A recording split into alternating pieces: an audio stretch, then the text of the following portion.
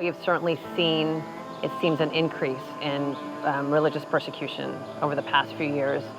And, when you compare it to past years, I think one of the new additions has been the addition of non-state actors that are participating in the persecution of religious minorities. So it's not just the state, it's also militias or different organizations and different groups and terrorist organizations and military that are kind of rogue. So you have all these different mixtures going on that are creating an environment where religious minorities are being marginalized and persecuted.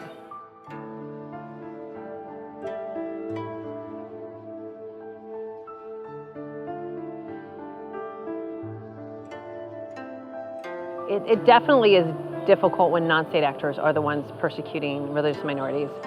But we at the U.S. Commission on International Religious Freedom, or USCIRF, we make recommendations to the U.S. government, and we definitely recommend that they hold the state accountable for tolerating the egregious religious freedom violations, because our system is set up for diplomacy to work with nations, state to state. So when we go to a state and we can negotiate, we can have sanctions if they don't comply. We can have incentives to have them comply with changing their laws, being more accepting. And oftentimes, there are situations where they really don't want that to happen. They're trying to stop it. They just don't have the power as a state to do that. And then there are other states where they really are just looking away, and in some respects, even aiding and abetting the non-state actors. So we definitely overall hold the state accountable for the actions when they're tolerating religious freedom abuses. There are plenty of countries that pressure on them to change the religious freedom violations are very difficult to have. Like you look at North Korea, how can we influence the way that they treat their religious minorities? Our Christians and other people of faith, period. China is another one that we're really struggling with on how we can incentivize the government to change their behaviors. But even countries like Saudi Arabia, we have a really close relationship the United States does, yet they don't allow any faith practice except their state-sanctioned Islam.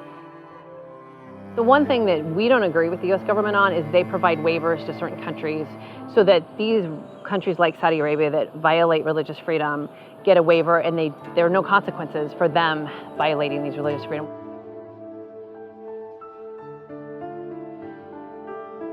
There are enough people paying attention and working together to try to stop this, that it will be hard for these violations to go unnoticed, where in previous years, perhaps no one knew they were happening, they weren't being reported. But we have all these countries that have envoys. We have the United Nations, we have the European Union, we have Denmark, all sorts of countries that now have a religious freedom ambassador or an envoy, and of course Taiwan as well. And so we are encouraged by the growing amount of people that care about religious freedom, that are working together, that are really putting a lot of resources into educating people about the importance of religious freedom and how countries that have religious freedom are more prosperous and are more peaceful.